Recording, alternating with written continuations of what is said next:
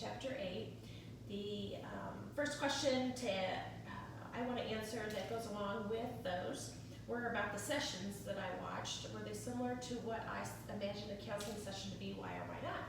And my answer to that is that yes, I have been in counseling, so I was somewhat familiar with a counselor and client relationship and how a counselor approaches a client during their session. My counselor was very welcoming. She was very warm, very relaxing. The atmosphere that we had was not so much as an office setting as almost like a living room setting.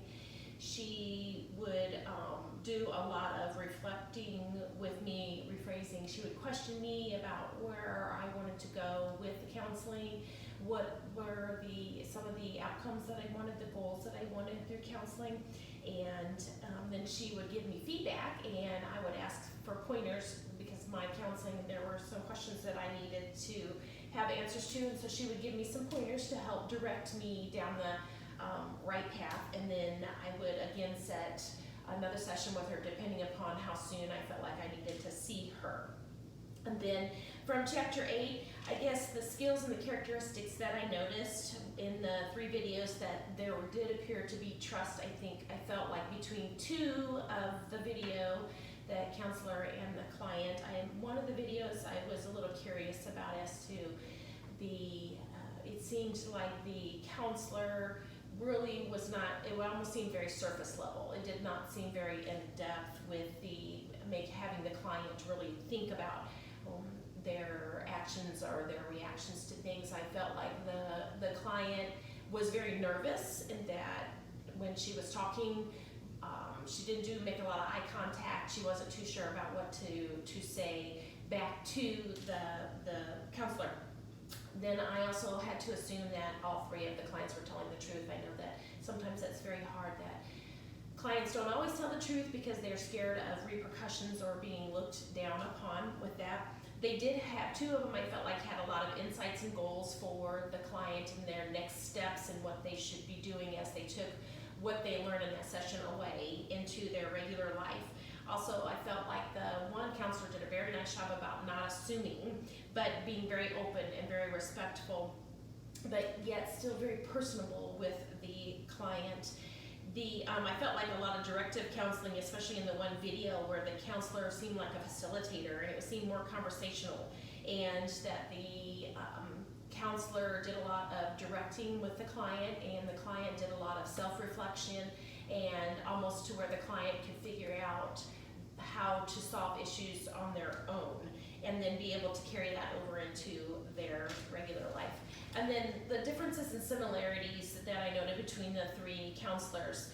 The similarities, I felt like they all had good eye contact and they were facing the client, and their body language was very open. They were very conversational and rephrasing in what the client was talking to them about. I felt like the one video did a lot more questioning and a better way of rephrasing and getting the client to be able to think through the issues and to help solve their own problems. They were very calm, had quiet voices when they were speaking. The differences, I did feel like the first and the third video had a lot of differences. I felt like the third video seemed to be more in depth. I felt like it seemed like a better counseling session.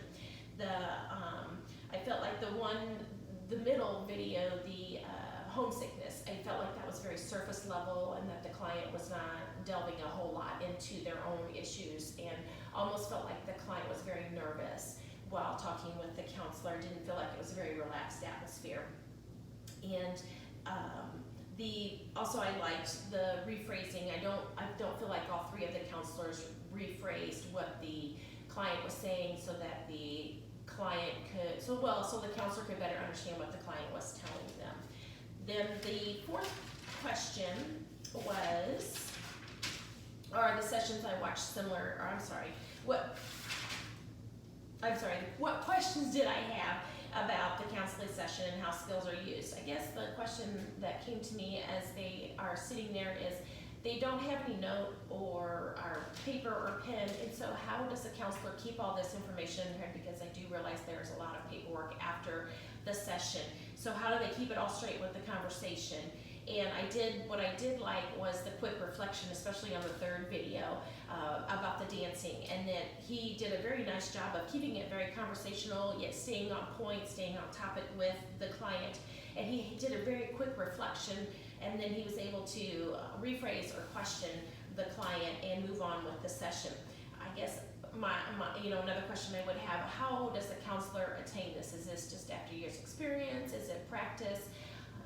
So, keeping it conversational and yet still fulfilling that professional atmosphere that you need to have between a counselor and a client. Thank you. Have a good day.